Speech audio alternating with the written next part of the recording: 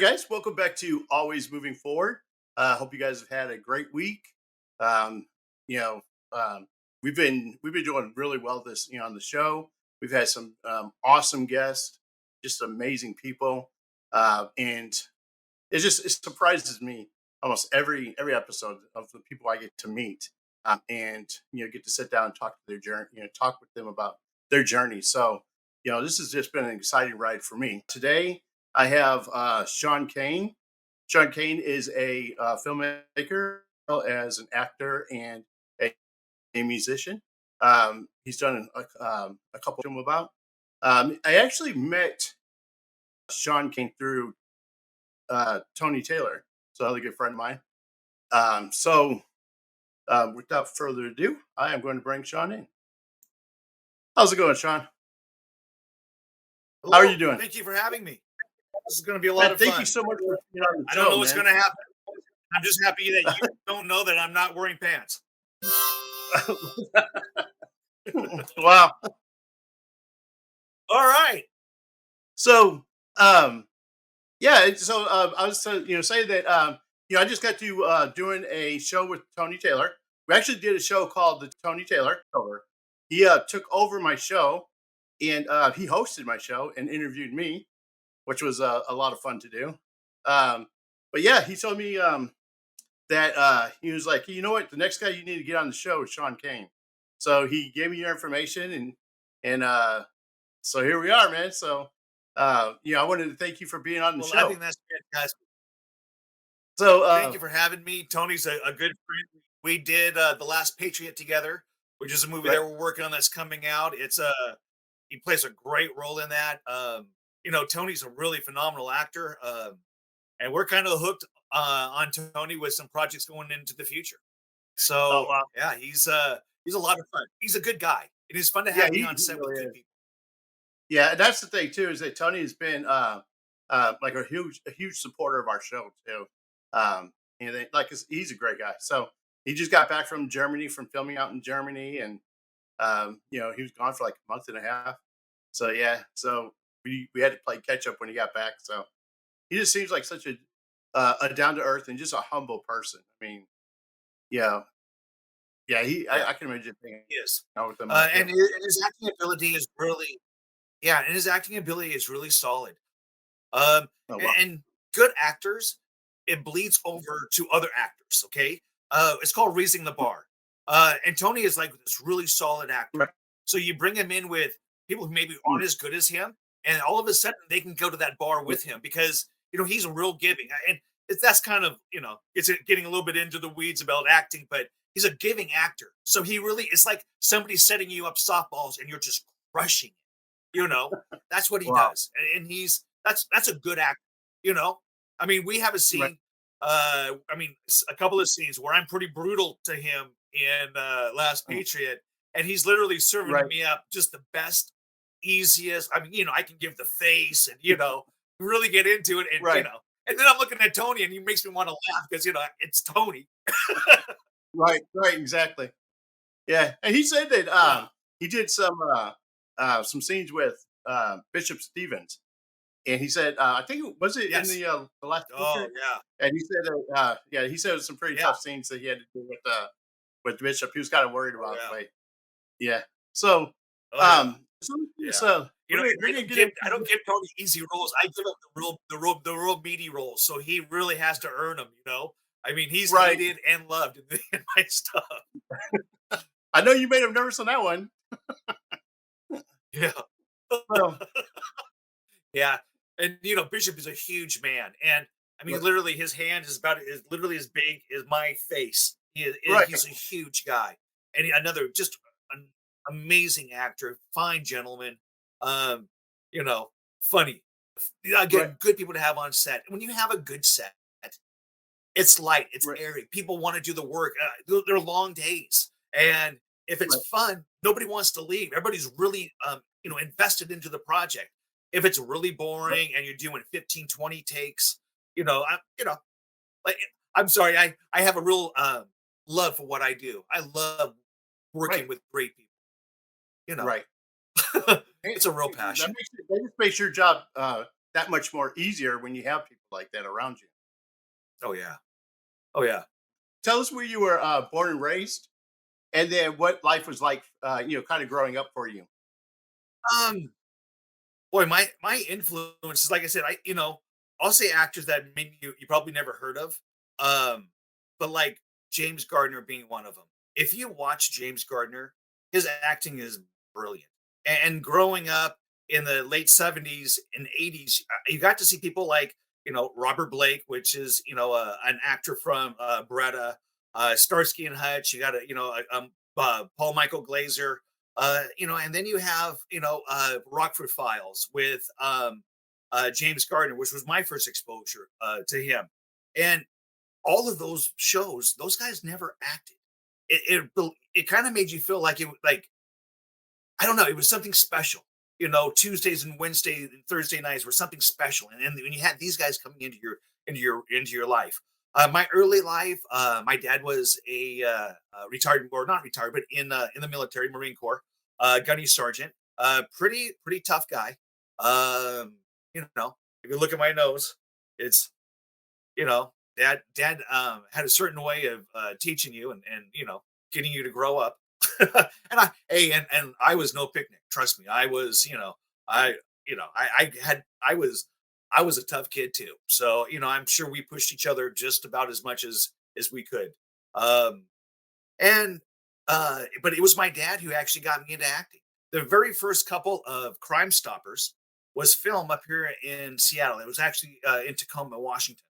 And the first four episodes of Crime Stoppers, I'm the kid being hit, being abducted, being found dead. That was my acting debut. That was, a long time ago. But what was cool about that is, I'm in what, middle school? I was 12, 13 years old, and it aired all the time. These little 2, 3 minute episodes. So I mean, after school, there was a program about after school specials, Right? and here's Crime Stopper. I mean, literally every freaking commercial is a Crime Stopper commercial. So Oh wow. I had great exposure, Oh and wow. my friends at school got to see it. So I've always been a little bit famous, you know. Right. It's been an interesting ride for me. Um, you know, I got into making movies later on in life. I grew up around great musicians in the Right. Seattle area. I've got to know great musicians from the Seattle area. It's everybody in Seattle has a some type of a bond with music. It's Right. in our DNA, you know. Right. Um, Right. and there's great musicians up here. People who are playing who used to play in the '80s at your local bar, who go off and become world famous in the '90s. Right. I mean, you could actually have conversations with them, share a joint with them, know them, get to know them, follow them around a little bit. Some of Right. those people, I played football with when I was in school with. So Oh Chris wow. Cornell, I played football against.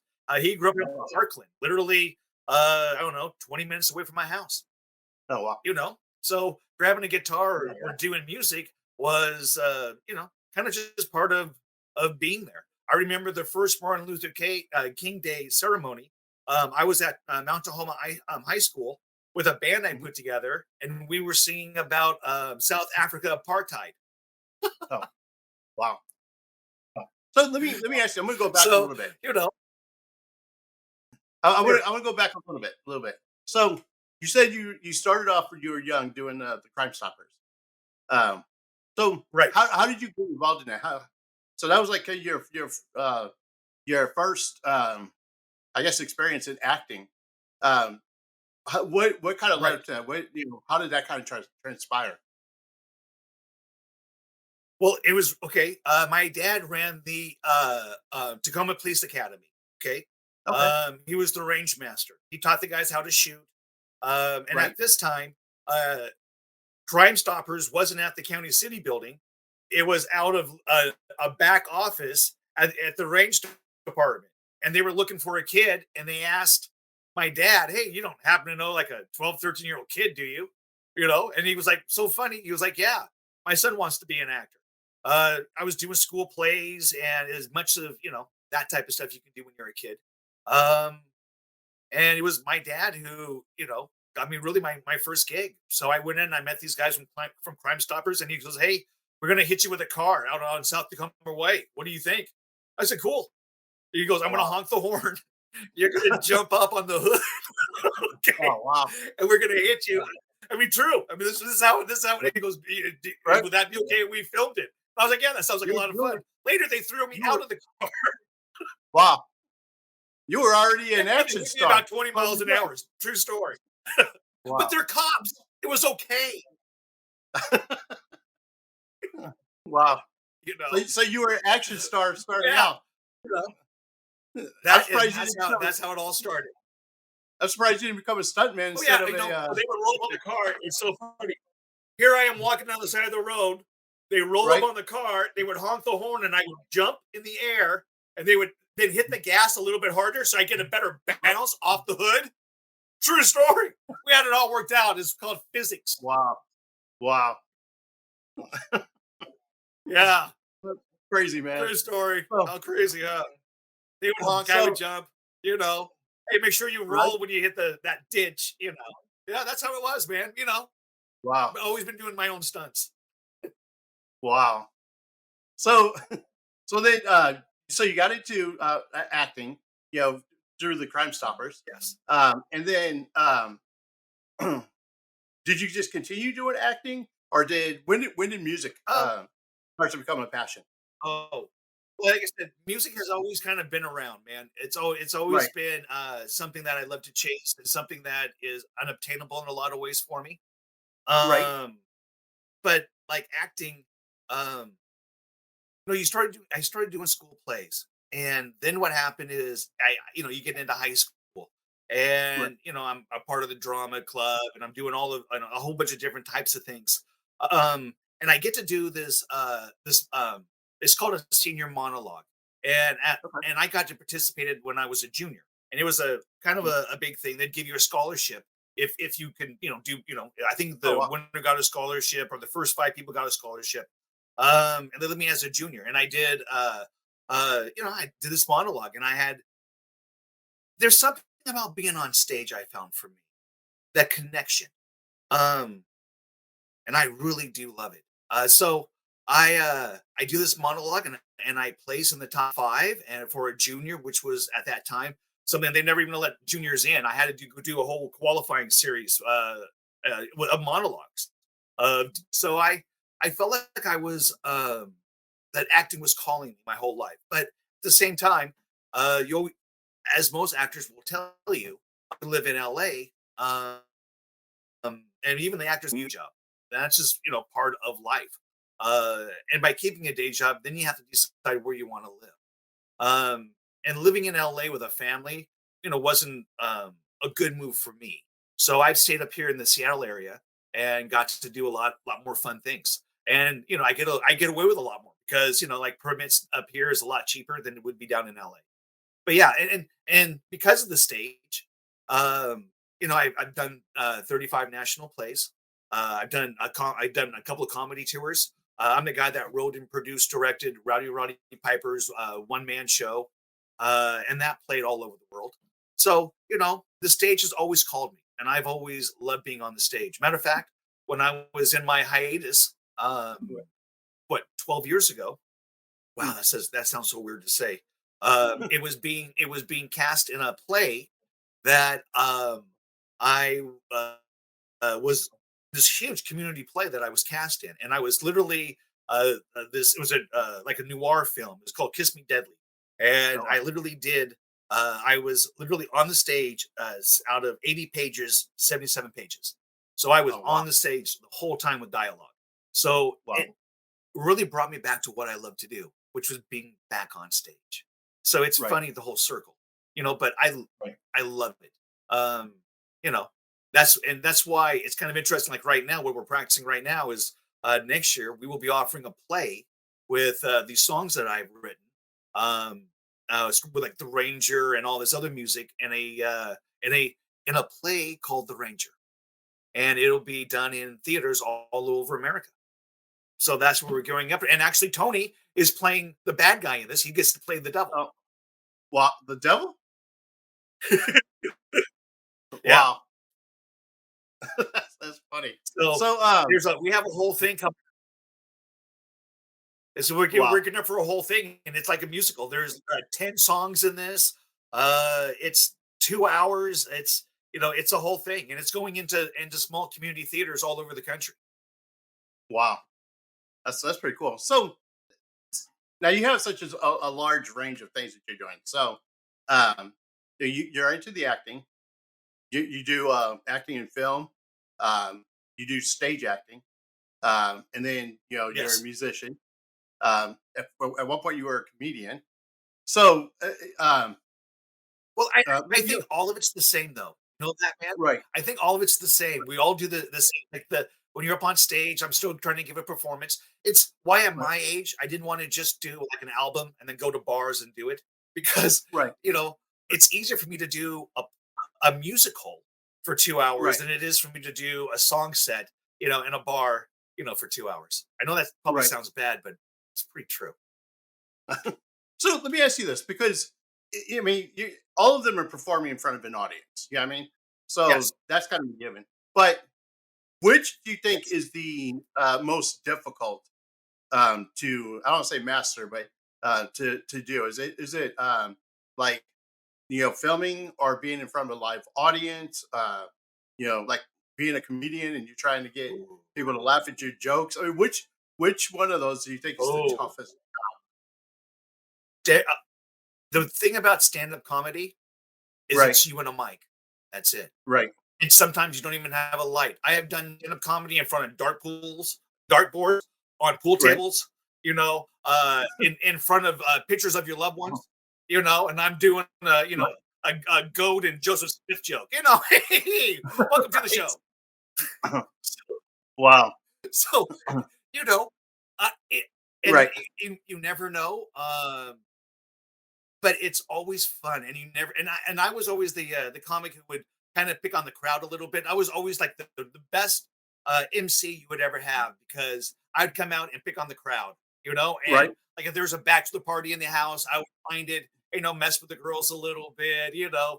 show the sex toys they got the bride for, all the fun Oh, stuff. wow. Right. But you never Wow. know, it's all Right. and that's always the fun part. And doing stand up, man, it's timing and and again, it's on stage and it's knowing your audience and it's respecting your audience. Right. And I think that's probably the biggest thing I took from that I carry with me is that it's not Right. always what I want to watch. It's what you want to watch. It's how Right. would this translate to you instead of translating to me because I know what I'm thinking. You have no idea what I'm thinking. So, Right. how do I convey that to you in a way that is pleasurable or is discomforting to you? Either way. Right. So Yeah, let and me ask you this. that's the thing is you're trying to do that. Okay. So yeah, you've been doing this since you were 12 years old. Yeah, I mean, so and you've Yeah, been, on the stage, yeah. doing different things, with the acting and, you know, um, Yep. whether it be in front of film or stage and music and, uh, your stand up comedy. Um, so throughout this whole time, what is the biggest takeaway that you've learned in this period of time? Oh, you know what it is? And I mean this real serious. Uh Right. don't have an ego if you're an entertainer. Oh yeah. You know, don't have an ego. Just, if it's funny, let it be funny. If it's serious, let it be serious. Don't Right. because you are known for being funny or being a serious actor, don't let that get in a way of a good performance. And Right. and don't let me see you act. I think that's the most important thing is when I'm performing in front of an audience for them to Right. be for me to be able to take them away. And I think Right. that's the most important thing. And you do that by not having an ego. You do that by Right. being able to jump into someone else's skin, do Right. this role honestly. And that's the thing. If you want the audience to follow you anywhere, you Right. you embrace the role that you're doing. So, and what about Yeah. like personally? Is there like like a lesson that you've learned that you're like like a great something that's been like that you've taken with you? You're, what I mean, that you went through, something maybe you went through, and learned a lesson from it, and be Oh, like, hey, I mean, I'm everything, sure, man. Everything. I live huh, this almost daily. right, Never not. If you have anything to do with public, and if right, when a kid sees you, you know, I right, have some of my most embarrassing and greatest moments are with children as they're shaking my hand, leaving a play that I've done. Because kids are so brutally honest. wow, wow, right, On my last play, and I there was this young lady, and I think she was probably 10 years old. And she comes right, up, and there's a line at the end of the play. It's a greeting line, and you shake everybody's hands. Who wants to shake your hand?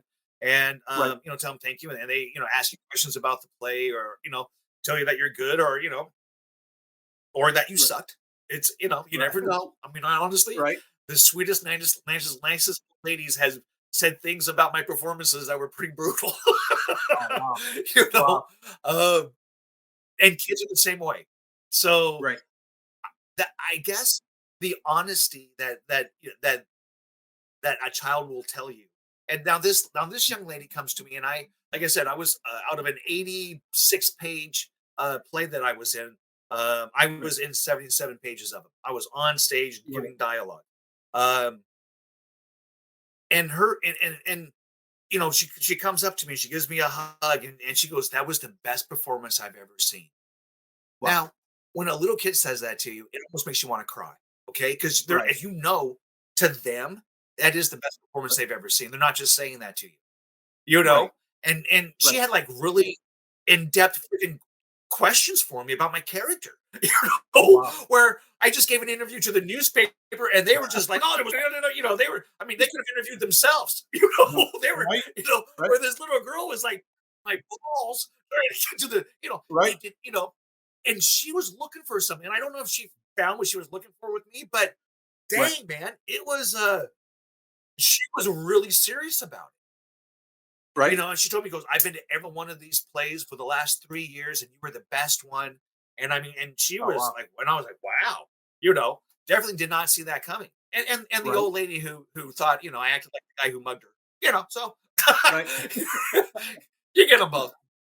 right. What's cool about having the young girl come in there and Yeah. be so inspired by it is she might be doing it now. She might be got into acting just because of the way she saw Yeah. what she saw you do. That's to me, those are the moments that we live Mhm. for. And sometimes Right, you get those on stage, but a lot of times you find those little tiny moments right, in a line, on a Tuesday and an afternoon performance that you never think you ever would. right, And it doesn't validate the years that I've spent, but what it does is it gives me a moment to share with someone, a right, real moment that right, was really super important for her to share with me. right, And right, if if I can die with a handful of those nuggets, then I will yeah, feel like I've actually done something with my life. right. Yeah, and that brings You me know? to the next question. Um, so how do you deal how do you deal with the criticism? Like when somebody comes in and they you know want to criticize you, how do you deal with that? Well, I can as a as a comic, I used to Right. start my bit off with uh, um a Loompa joke.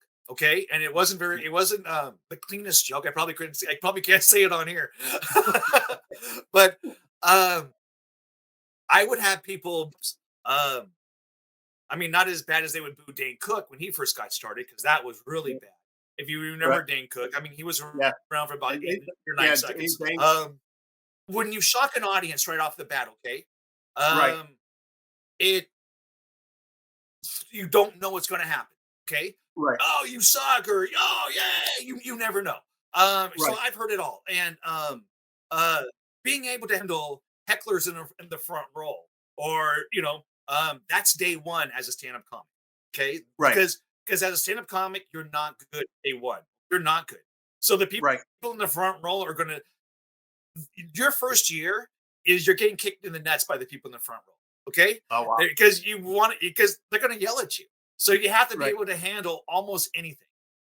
Wow. And it depends on on if you feel like you want to go out after the show and fight the guy or not, to how dirty you want to get with it. You know, Right. so I'll share with you my most infamous comic story. Okay, okay, All and right. it's really good.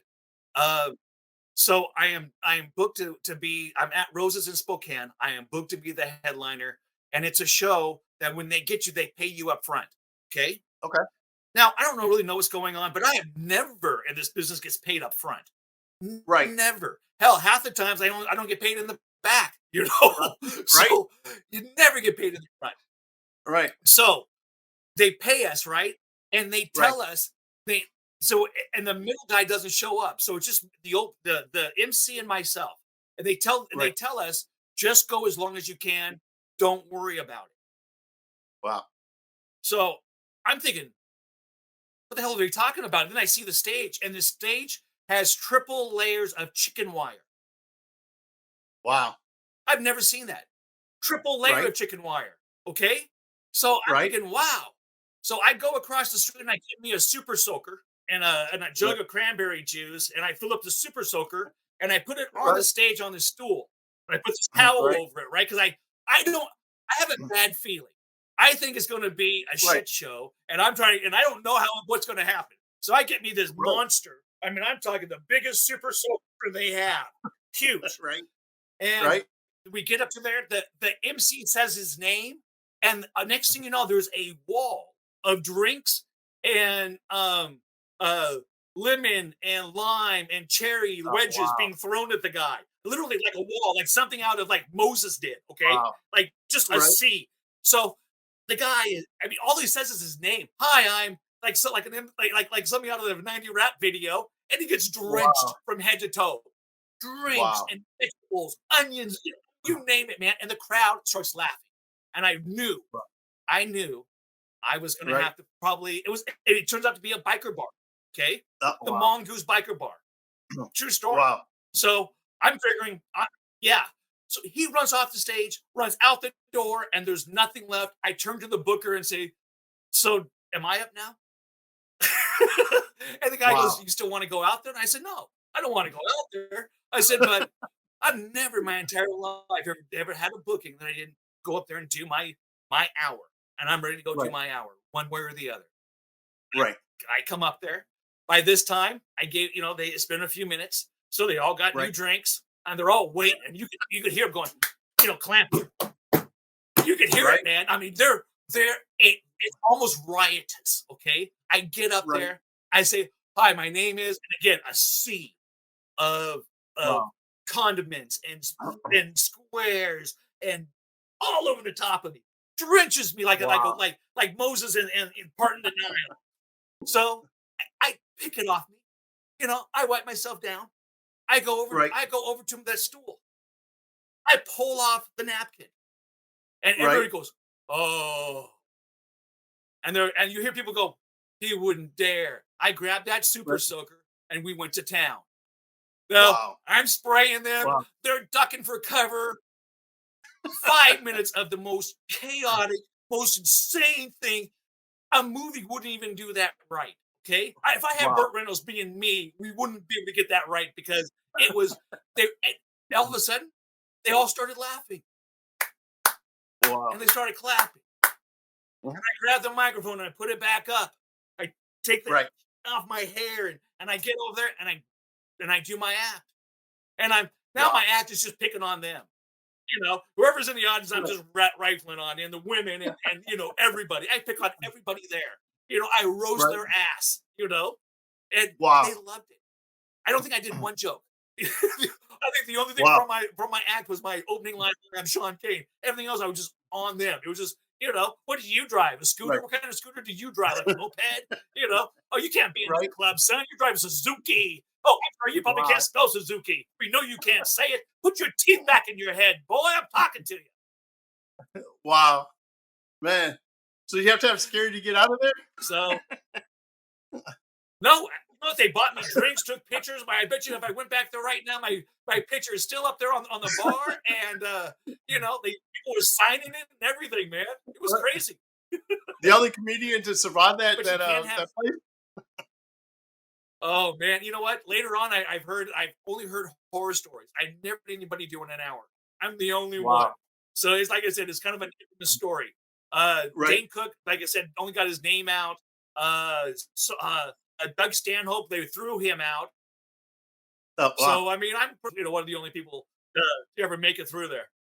Wow. Adam Carolla wouldn't I do it. couldn't imagine. Just like, So now when somebody tells you they're going to pay you up front, does that worry you? oh yeah, I won't even show up now. I'm too old. I was a young man then. Now I'm old. I'm like, nah, I'm not even showing up. Dude. Hey, thank you very much. I'll send the other guy. Right? I'll Yeah, send you that's 20. like as soon as you said that they paid you up front, I'm like, that's a red flag right Oh, there. yeah. Right there, man. You know it. Because everybody runs out of that place. Right. It's a mongoose biker's bar, man. You know, if you didn't have enough balls to be there, you shouldn't be there. But it was pretty Right. intimidating. It was Wow. definitely the scariest thing I've ever done as an entertainer. Wow. That's crazy. That's crazy. So so then when did you start getting into acting full time and getting into the you know Oh, writing and producing you ever film? heard of the wrestler Roddy Piper? Yes, yeah. Yeah, WW Okay, well, it's so WWF back in the day. yeah. Okay, Yeah. here's another comic story. Okay. Okay. Oh boy. Okay. So I'm at Harvey's, which is the number one place in Portland, right? Right. It is, dude. It's the mecca. It's the last of the A rooms. I mean, dude, they pay you not up front, but a week in advance. Okay, to, Wow. to get here. Wow. You're in a condo. The place is beautiful. You're overlooking downtown Portland. I mean, it is. Right. It's when you're there, you feel like you're a star, man. You feel like you've Oh, actually. wow. Okay, Right. it took me 6 years of doing places like Roses and these shitty bars, and sometimes having to fight my way out of them. I've Oh, been wow. stabbed. I mean, it's been a whole it's an ordeal, man. Because you don't know what you're Right. gonna walk Right. into, and they serve a lot of Right. alcohol in these places. Okay, and alcohol and Right. cocaine don't mix, guys. I'm telling you right now, Right. don't do it. Wow. So So I'm at we're at Harvey's. It's a clean room. You can't cuss at all. You can't say no blue language whatsoever. Okay, Right. that is the rule. If you're not good enough to do it without cussing, then you can't be there. That is the Oh, number wow. one rule. I mean, there's comics that are banned for life from that stage for saying Oh, wow. shit. Okay, you Wow. cannot do it. So I'm backstage. The guy that's introducing me, I've known for 6 years. It's easy as butter, bro. I'm going to step up there. It's going to be fine, right? Right. And that act is really good. I mean, I'm getting standing ovations at the places I was at. I just won the Rogue Brewery contest up in Issaquah, Washington. So I mean, I'm on fire as a comic, right? Right. Which I don't know what that really means, but Right. people are laughing, they're clapping, and nobody's throwing drinks Right. on me anymore. I feel like I'm at the top. Okay. Right. You survived. So I get to Hardee's, and yeah, I survived most of it, and that's really what it is. Nobody really cares Right. about the jokes. They want to know, wow, man, did you really do that with the super soaker? And you lived Right. through it? Yeah. Right. What nobody said, what was your opening joke? Nobody cares. So again, at Harvey's, I come out there and the guy introduces me wrong, right? Shane Right. Kane is what he calls me.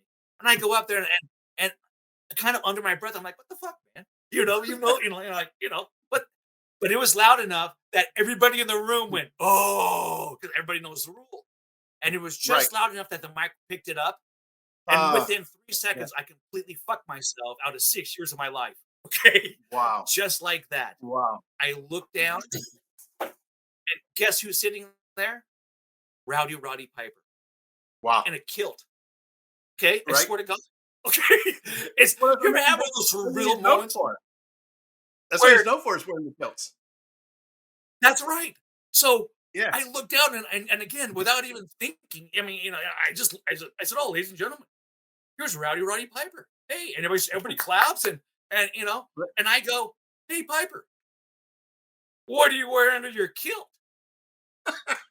And he goes, your girlfriend's lipstick, asshole. Wow. Wow. And it's on. Okay, it's on. Right. From that point on, it's on. The rest, and so he gets up and says "fuck." Like the next word out of his mouth is "fuck." The next Wow. word out of my mouth is, "Hey man, you can't." And I say, "Hey man, you can't say fuck here at Harvey's." They get really fucking mad and you start cussing because they'll fucking shit a brick if you say fuck on Wow. this stage. Hey man, I said, "What the Wow. hell? We're already 3 fucks into it. What the hell? I'm going all the way." So you know, okay. So you look in the back, and I'm talking Right. about WrestleMania with him. I'm just riffing on the guy, right? I'm talking about Right. these people, how fake is wrestling. As a kid, I grew up watching a little bit of pro wrestling, and I'm Right. done. Oh, it's fake. You guys work it out in the back. And I go, well, let me put you in a sleeper hold. I said, well, let me shoot you in the head. I mean, come on, Mr. Piper. Right. So, so I look in the back, and we called him Coach, and Coach vein right here is bulging. He has the vein right here is like so purple and sticking out that I thought he was going to have an aneurysm. As a matter of fact, I know the barkeep Oh. kept walking up to him and trying to make sure that he would calm down because we are literally shitting on Harvey's reputation right now on the stage. Wow. His best friend in the world, Roddy Piper, and me, Right. who he doesn't know who the hell I am at all. But his best friend is up there, and he's saying fuck every other word and fuck Hogan, and I mean I got him saying shit that you would not believe. So afterwards, now, oh yeah, I have Yeah. a okay. He's This guy is so mad at me. I can see Yeah. him running around the Harveys to get to the back door to come to my dressing room to fire me. That's how mad this guy is, right? He is Wow. irate. He is so irate. I mean, if if Portland, Oregon was more like Texas, he would have shot me. That's all I can tell you. That would have really happened. Wow. So right before he gets there, Rowdy Piper's standing right there in the doorway. And I'm like, oh man. And I'm thought, okay, well, maybe it carried over from the show and he wants to fight with me or something. And I'm like, hey, I said, hey man, this is the real world. And if you step in my dressing room, I'm really gonna kick the shit out of you. Wow. And he starts laughing, right? And he goes, yeah. Wow. So and he starts laughing, right? And Right. he starts laughing and he goes, I'm looking for a writer for my show. And I looked Oh, at him, I wow. said, are you fucking nuts? I said, Coach is about to come in here and have an aneurysm on my ass, and you're offering me a job? And then Coach comes bursting in, okay? Yelling, Right. screaming, you'll never work in this fucking business again. You're done. You're a shitty comic in the first place. I never should have booked you. I mean, he said, oh man, he was, and not just said it to me, but like this close to me, screaming and spitting on me, and like really, I did something foul to his wife. Okay. And he was screaming. And to this day, I've never taken the stage at Harvey again. So, that's true. But afterwards, Piper gets in and says, hey, it looks like you could use the gig. Yeah. And Now. we wrote his one man show from there. Um, Oh, wow. and so what happened is the next night he takes me to the show. Right, he scheduled a Right. show, and he's going to go do this show, this um this comedy show that he was billing it as at the time, uh, at at this local restaurant, okay, or at Wow. this local bar, and it was horrible. I'm not gonna lie to you, man. I saw it, and it was so freaking god awfully bad that Right. that it was kind of disappointing, to be honest with you, because he was Wow. you could he was better than that. He was a better actor than that. He was just better Right. across the board. Um, so we get back in the limousine at the end of the show. All the guys are kind of jacked up. They've been drinking. We're shooting a little coke, and he's like, "So what do you think, Sean?" And I said, yeah, it was fine. You know, and he goes, "No, no, really. What do you think?" And I told him, I said, Right. as an actor who's been in all of these productions, um, I thought it looked like shit. Oh, I said, wow. I thought you were better than that. I thought Right. you could do something a lot bigger and the audience would love it more. Right. So we stopped the limo and the guys all freaked out. I mean, there's about 4 guys. Oh, they're all gonna, fight me now at this point. Oh, you can't say that to Piper and blah blah blah blah blah. But Rod was Right. like, well, no, no, no, hey, hey, hey. So we got out of the limo, we had a conversation, and he was like, "I like what you're talking about." And I said, "We got to make it more theatrical. Right. Got to use the lights, man." I said, "You have a great story. Not every bit of it has to be a punchline. You know, Right. it can be a lot more than just a night of bad jokes with Piper. You know, it can be a lot more than Right. that." Right. So we put together this act out of his book that he wrote, and it talks about growing up in Saskatchewan. It talked about doing getting to getting to New York to the big show and how they stuff toilet paper into his bagpipes. So when they asked him to play in Madison Square Garden, he couldn't get a note out of it. He gets to the Uh, back, and he pulls out all of this toilet paper that Fred Glassy shoved into his bagpipes. While what was it? Lou Albano was keeping him bullshitting at the door. Well, uh, Fred Glassy is stuffing his true story, man. So and right. it wrecked his chance, and he thought it was over for him, But he went back to Right. Portland, Oregon, and had these great feuds with Playboy Buddy Rose, and I thought, hey man, let's bring up some of the guys that you've had these feuds with. So we brought out Right. Mean Gene Okerlund. We brought out Playboy Buddy Rose. We brought out what is it? The Assassin Number One. We brought out the guys that he worked with, and we Right. made a hell of a show out of it. 117 Wow. shows all over America. It did fantastic, Wow. but it was in a theater where it should have been. It was Right. something that was buildable, you know? Right. That's it's a Yeah, it's and amazing. that I was never thought it. I never thought that Rowdy was. Well, I never knew he was a comedian. Like try to break into you know oh comedy, yeah, like doing they all do. comedy. Oh, really? They all do. Oh yeah, like Wow. Raven somewhere right now in New Jersey telling a bad wrestling joke. I'm sure of it. Yeah, so many of them. And I've been asked to Wow. write for these guys, and he's like, Uh-huh. dude, and what they want to do, they have a perception of what they would think is funny, and Right. and to me, it's a black guy talking about a penis joke and a white guy who can't dance. They're the most Wow. basic punchline from the 60s, 70s, and 80s you could come up with. Right. And I'm living in the 2020s. I want something new. Something a little bit more Right. but that's the type of humor that they have because it's the type of humor they grew up with. Right. And you have to be kind of a storyteller. Now, Piper, after we started working together, because I really am a storyteller, Right. and the stories came out so much better. The show was fantastic, and people would leave there. And you know how I knew that the show was fantastic is that at the end of the show we had the opportunity that to for everybody to get a picture with Roddy Piper. And you know what? Wow. Everyone did. Nobody would leave. Wow. I mean, people would keep him there for hours afterwards and share Wow. with him. And Piper was gracious and always, I mean, to the last person signed an autograph, took a Right. picture with him, whatever it took. And there were some nights we were there 8 hours after the show ended, just so we could Oh, get through wow. everyone. Wow. That's crazy. Yeah. So Oh now yeah. Oh now yeah. it's I have stories where they like want to lock us.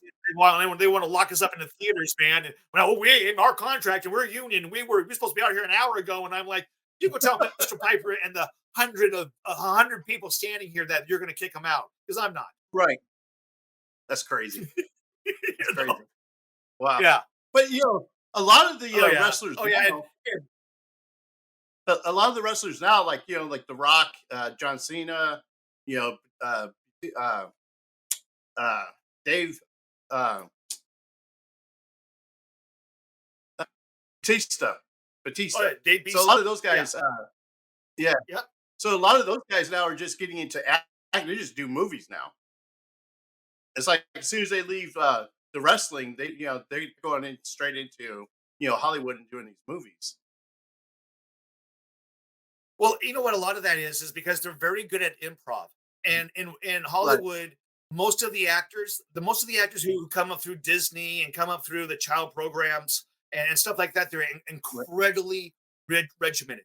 I made that movie called Right. Devil Snare with Marco. Oh God, guy from Vampire Diaries, Marco James, Mhm. and he went through Disney. He was a Disney kid, and he came up all the way through this. And I asked him to do improv with me, and it freaked him the fuck out. Like Oh, I really? can't do that. Oh yeah, doing improv, anything outside the script was beyond Right. him.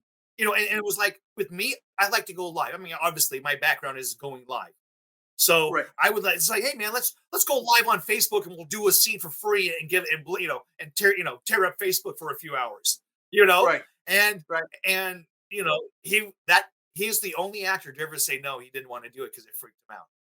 Oh, He wow. couldn't go live. He was scared. Now, It terrified him. is it because that's how he was trained? Like, doing all those Disney movies Yeah. that they're like, you just have to Yep. follow the script. Don't deviate from what we wrote. That's right. And yet Marco James, and when I've Right. done scenes with him, is really probably the best actor I have ever worked with. I mean, Oh, hits wow. his lines, hits his marks, even his breaths are timed. I mean, he Oh, has it wow. friggin' down. Okay. And Right. he's the only actor I've ever worked with. And I've worked with people, like Mark Markoff, and he's phenomenal, but he comes at it from a whole nother, different side. And while we're talking about it, let me just talk about method real quick. Not Okay. everybody has to go through this long method, experience to be a great actor. But Right. I do believe that you have to get there as an actor, and knowing your lines and coming in prepared. Like, I've played everybody from crazy psychos to clowns. Okay, so Right. I've done it all, and I've never had to spend more than a few minutes getting myself into a uh, you know but if you know your lines, it's easier to fall into Right. some type of rhythm with your character, And I Right. know some people, wants to stay in method, and Yeah. I kind of feel like it's very dangerous to stay in method.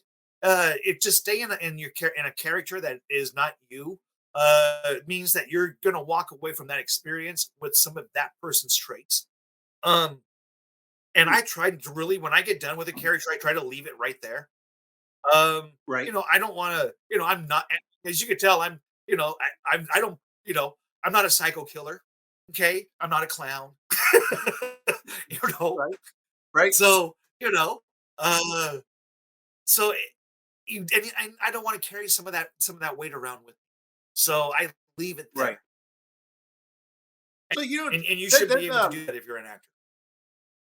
that brings me to my next question is how do you prepare to take on the roles of something like that? Like I saw some of the trailer for Ace where you talk about being with the clown. Um, so Yes. how do you prepare for those types of roles? Ooh. Um, So the French government once gave me an award for my the Marcel Masol Award for my performance in Ace because they thought it was so Oh, much wow. like him, you know, which I do Right. not see. But thank you. I mean, he's a psycho killer, and I thought that was kind of funny. So thank you very much. And I'm not French. I'm Irish, so I don't know why the French would want to do that, but I appreciate it very much. Gracias. So, um, Ace is a character that for me was is it takes a lot of layers to get me to Ace. Okay, Right. because diabolical and he's conniving and there's a lot going on behind his eyes and Right. everything is calculated out and so you see him twitching with his hands a lot and thinking off into space trying to play out every scenario that he can before he makes a move and Right. you know draws me to the character and makes me at the end of it not want to be that character. uh Right. so it's kind of it's nice. I Ace is a harder character, but I would say just as hard was playing the militia leader in January 6th, The Last Patriot. Right. That's a role of somebody who I was almost like channeling my dad in a lot of ways. My dad was more of that character, very regimented, very strict, very knew everything about guns. Knew he did what 4 tours in Korea, 3 in Vietnam. The Wow. last tour he was a mole rat, so he went into the tunnels. He suffered from PTSD his whole life. Right. So that's why they made him a cop because it works out good that way. because Yeah. it's the 80s. Wow. Oh, cool, man. So you've done several different shows, movies, and let's talk about a couple of those. Um, Go back to some of your early work. You kind of so the people who don't know you kind of know kind of the stuff that you've done, and then let's talk about some of the stuff that you're currently working Okay. I think probably where most people have heard me from or saw my work from was probably Allure with Gina Lynn, the porn star. on. Right. At Right. the time, she was working on the Howard Stern show. She Okay. was a Bada Bing girl. She was on The Sopranos. Okay. She was in Departed with Jack Nicholson. In the Right. scene with all the cocaine and girls, she was one of the girls. So during this time, her and I got together. We made a movie called Allure, right? Okay. And we turned around, and the movie turned out really good. We shot it. We were the very first film crew to come in after Katrina. Matter of fact, Brad and and Angelina came over and saw us when they were doing Benjamin Buttons. We were already filming. Right. We were actually Oh, at wow. this very famous cafe filming. We were, so we were, like I said, we were the very first film crew in. They came in a week after us, but we had a great time. We filmed this, so got it all done. Uh, Gina gets on Howard Stern show in 1 hour. She sells Wow. 10,000 units. Wow. Next thing you know, the movie's at Cannes. Yeah. Right. Uh, it was. A lot of people saw it. A lot of people really enjoyed it. Um, it was, I think, my third movie, and it was my first movie dealing with somebody like Gina, or I would Right. say a star that could actually sell your film. You know, Right. and we shot it in Louisiana, and it was, like I said, it was hard. It was hard to do. I was working with a crew I'd never worked with before. Uh, at one time, um, there was a complete on mutiny. Wow. you know, um, oh yeah, um, and I, it happens, and it wasn't like I was trying to push. I thought any harder than normal, but I was doing 12-hour days. As of right Uh, now, I don't do 12-hour days. I do yeah. 8-hour days. But over a period of 20 years, I've gotten to be a better Right. filmmaker. I know what I need and what I don't need. I know my shots. Yeah. I know exactly before we even say action. I'm already picking up shots. I just know where Yeah. we are. Where I did, but I didn't. I don't want to. Right. It was a good little film. It sells all over the world. I'm very blessed to have made that film, and then the way we did it, and with the people that we did. I mean, it turned out fantastic, and everybody Right. in Louisiana helped us out immensely, from the Wow. Thresh Theater to, I mean, the Mardi Gras parade is in it, with us running around it. I mean, it's Oh, wow. everybody helped us. It was a great experience. You know, um, and even to this day, the movies, people who have never seen my work has seen, because they love Gina Lynn. Is it? It is a thriller, a mystery. Right. It is the best acting she's ever done. To this day, people who love her will tell you that Allure, acting wise, is her best movie. It's like a Wow. Shannon Tweed type of a film. She does an amazing job, and she's really beautiful in it. And then for her to have that connection with Howard Stern and be able to talk about it at Howard Stern, that's huge. That's a great Yeah. marketing platform for you as well. That's right. And we knew it when we booked her. It was one of the reasons why we booked her. Right. At the beginning when we first talked, I wasn't too keen on working with a porn star. Um, Right. and I don't know why. It was just one of those things that kind of came out of left field, and Right. I didn't know if we could even get a hold of her, and we did. And the next thing you know, I have her and Chuck Williams and Mike Ricker and uh, Robards. I have all these people on the set with us making the movie, and the movie turns out Oh, wow. so well that I've made Allure basically 2 and 3 since then. Oh, wow. Yep. her daughter comes So, back and tries to kill me in the young film. oh, okay. Yeah, I definitely got to check out the other two. Yeah, I saw you on your Facebook. You were showing some of the footage and still shots from it. Yeah. Cool. Yep. So, And um, I love working with the people. I work mhm. with a lot of people. So everybody from Kevin Nash to Gina Lynn, you know. Oh,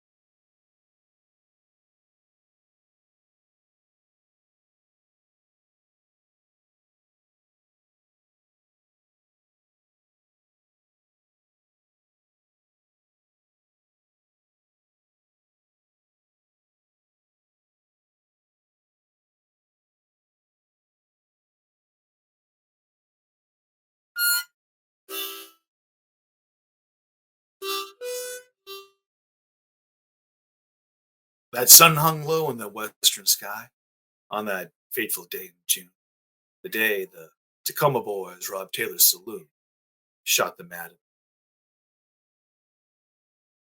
Just a little taste of what would you call it? Oh, the Ranger.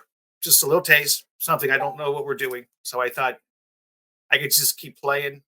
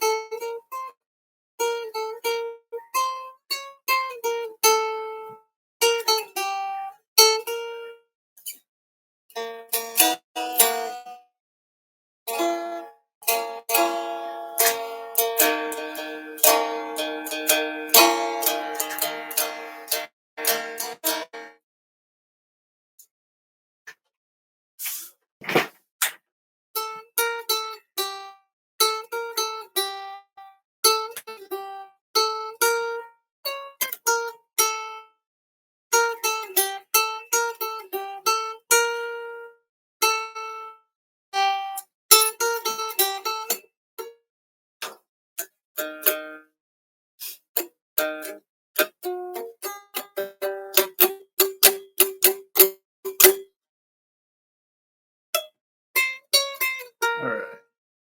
There we Hey, go. I don't know what happened. Like it threw me out of everything. I don't know. it happens, man. Yeah, It happens. I've never had I just grabbed it. a problem. Oh, I've never had a problem with there you Streamlabs. go. I mean, Hey, program. nice to meet you. So what was the last question?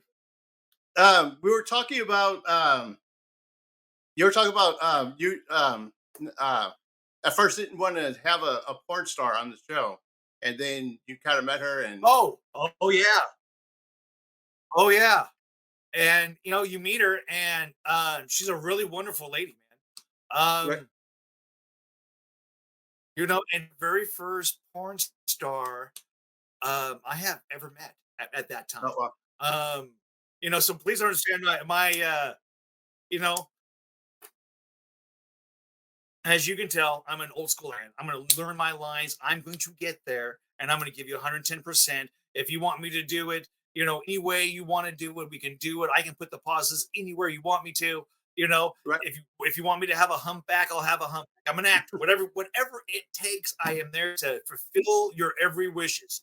Right? So I don't know if she was going to come from that type of philosophy of knowing her right, lines, being prepared because nowadays they don't cast by who's the best actor in the room.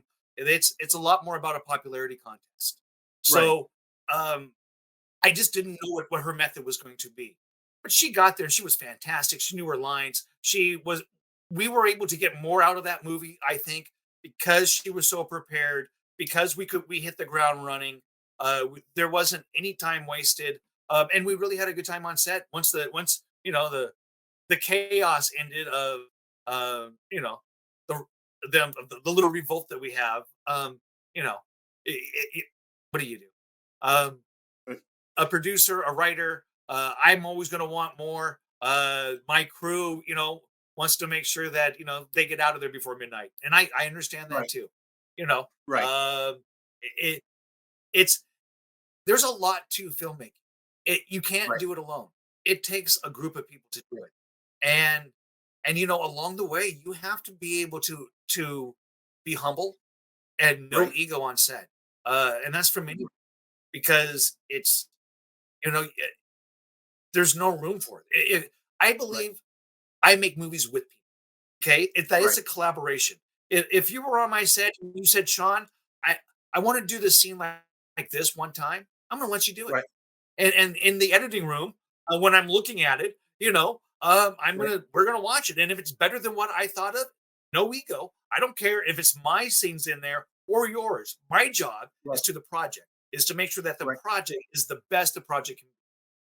right, And a lot of people get freaked out over that. Myself, I think it's just part for course. We make them together. We should be proud of our time together and be able to share it with the world very happily because we've all worked so hard at it. right. Yeah, that's a good way to look at it too. Um, to um, look at it as our project because they're coming in and they're helping with it. But it also Oh, heck yeah. uh, allows them to bring something to the table as well, and kind of share their their knowledge and their talent. And there's a lot of filmmakers who just have this mindset, that I'm just going to do it this way and that's it. And I think that by doing that without letting other people, share some of their ideas and influences, I think that does hinder a film because you never know what you missed out on. Oh, I definitely agree with that. I think my magic, what makes me a good director is that I'm Right. not rigid. Mm. I have a very easy way on my set. It's definitely an actor set. Right. Where as a director, I'm going to push you more acting wise than anything else. Because I want you to get there wherever we Right. need to get to. I want to be able to get there. Right. And convey the work that it takes sometimes to get there. We talked about actors for a moment. I think Right. somebody who's probably a little bit underrated is like Scarlett Johansson. If you Right. ever watch that girl act, damn, she is really. I mean, she's been doing it since she was a little girl. I get it, but Right. watch her. I mean, when you when Right. you watch her in the scenes with the guys, in the Marvel universe, she Right. pretty much kicks the crap out of almost every single one of them except Robert Downey Jr. I Right. mean, she Right. is a powerhouse in these scenes. Damn. I mean, Yeah, and she if really is good. if I was Yeah. Chris Evans, I would not do a scene with her because she makes him look bad. And Oh, I wow. like Chris Evans. I'm not saying because but go back and watch the scenes with them together, and not think of it as Right. Captain America I think it's Chris Evans acting, and you'll see Right. her beat the crap out of him. I mean, like pummel him in every scene. She's so Wow. amazing. Um, a good dynamic was in the last one was with Remy, Jason Remy Rimmon. I know I'm Right. not saying his name right. He plays Hawk and Jeremy. Scarlett Jeremy. Johansson great together. That is Yeah. what was that? Jeremy. Yeah, I thought they were great. Yeah. Jeremy, Yeah. yeah. Uh, I thought he's really a solid actor. I think Robert Downey Right. Jr. out of that whole cast is the best. Yeah. Watch Robert. I mean, he's like, if you want to take a master class in acting, watch him. Right. He's brilliant. He he's brilliant. I mean, Yeah. I don't know if there's a better actor in the world right now than Robert Downey Jr. Right. I wouldn't put Brad Pitt's next to him. Not that I'm slamming Brad Pitt. He's just not that type of an Right. actor. You know what I Right. mean? He's just not that type of an actor. Him and George Right. Clooney are different types of actors than but damn. Right. Fire. You have a lot of actors who are pretty much the same character no matter what role they're playing. I mean, Yeah. Yeah. it's still the same character. But you got people like Robert Downey Jr. who's just so diverse. I mean, just Yes. every character he plays He's a is beast. spot on too. Yeah. He's a beast. And if you go back and even watch his earlier stuff when he was learning how to get good, because acting is Right. done over a period of time. Nobody Right. comes out great. Okay. It's a Right. period of time. It's learning how just how to break down a sentence. How to go, Right. hey man, stop that. To go, hey man, stop that. Right. Totally different, right? Same Right. exactly the Right. same words, but the beat different. Everything from hey man, you better stop that to hey man, stop. Different energy. And Right. that's how it's done. And that what you're looking for. And I hate people who do it the same way. And a lot of people I have a hard time watching, Channing Tatum act. I think it's cruel. Right. I mean, I've never met the guy, you know. Right. I worked with Kevin Nash, Mhm. and I won't say nothing bad about Kevin, but watching Tanning, I mean, maybe it's because he was in 21 Jump Street, which is one of my favorite series of all times, and they Right. made it a comedy, and they completely destroyed it. Right. It might be one of the worst movies of all time. Yeah, I'm cynical, So you're a like big fan of like the new original television Roadhouse. stuff, right? You're Oh, a big fan of I the love the original. original Yeah. television stuff. Yeah. One of the people I'm trying to get on is Richard Of Grieco. the what? One of the people Oh that I'm trying to yeah, get on the yeah. defense is Richard Grieco. Yeah. So it's funny because Even when Richard came in, Mhm. Oh, go ahead. even when Richard came in there, the acting in that little show. Look at everybody. Right. You got the Dom DeLuise's brothers. You know, Right. they are Peter and I can't remember the other kid's name, but they're Mike. I think phenomenal it's Michael. actors. Yeah. I mean, Right. Michael, okay, Peter Yeah. and Michael. Hey, you Yeah, watch I think those so. kids. They can freaking act. You Right. see them in commercials now, but damn, they're Right. good. Everybody from that series, when you watch, I mean, I was watching it. I was watching episodes a few weeks ago, and Right. man, holy God, that was a hell of a cast, man. Yeah, And it really was. everybody's still working. Everybody's doing their stuff still. Wow. And you know what? It's funny because when I watched the show, 21 Jump Street, I was, I was kind of into it when it was just Johnny Depp, and then when they brought Richard Grieco in, and they kind of had that little rivalry going between Johnny and Richard. And I think when they originally brought Richard Grieco in, they were gonna like off him in like two episodes. They didn't expect him to do as well as he did, and then they ended up doing the spinoff with Booker. But Yeah, yeah, I was a big Richard Grieco fan at the time. I was like, I think he changed the dynamics of that show when he came in. I think he did too. I do you remember what is that? Beverly Hills. Assault on Beverly Hills. Is that what it is? Wait, and I mean, he's brilliant. I mean, Right. I think that was him. Well, anyways, I really want to say that he was when he came into 21 Jump Street, I thought he was fantastic. I Right. everything I've seen him in, uh, he's really a good actor. Yeah. A lot even now, when I watch his stuff now, and I'm not gonna, you know, I won't sugarcoat anything. I'm gonna tell you acting wise, yeah, the Right. truth. He's still good, man. He still Mhm. delivers. He still has a spark to him. A lot of Right. people that you watch in B movies now, they have no spark, man. They're you can tell Mhm. they're just there for the paycheck. They're just cashing it in, hoping to get down the road for the next one. Um, Right. and he still is viable. I don't know why. I mean, I've always wanted him to do more, and he Yeah. never did more. I don't know Yeah. why. I would, he was a great actor for his time. Right. Like Ken So, Wall, yeah, he which married one? the Barbie sisters, and we never saw him again. Yeah. Do you remember Yeah. him, That's Ken what. Wall from Wise? Yeah. Yeah. Yep. Great, great actor. Him and Paul Newman playing opposite Paul Newman in the second thing you've ever done. And Wow. what is that? The Bronx. Oh, it's on tip of my tongue. The Paul Newman movie, Fort Apache the Bronx. You ever seen that? No, I don't think I've seen that one. Okay. In this movie, it shows New York in the 70s and what a Mhm. pit it is and how rough it is. And the Right. acting in it is gritty and raw, and it's sexy and it's dirty and it's everything great and wrong with cinema. You know what I mean? And you Right. buy into to Paul Newman's performance, and he plays his partner, and he's Mhm. freaking brilliant at it. Wow. And then Yeah. like I said, he does the 4 episode or the 4 seasons of Wise Guy or Fall Guy. No, Wise Guy, and marries the Barbie sisters, and we never see him again. Dude, and that's kind of like how Ralph Macchio was after he did, the Karate Kid. He disappeared for a while, and now he came back.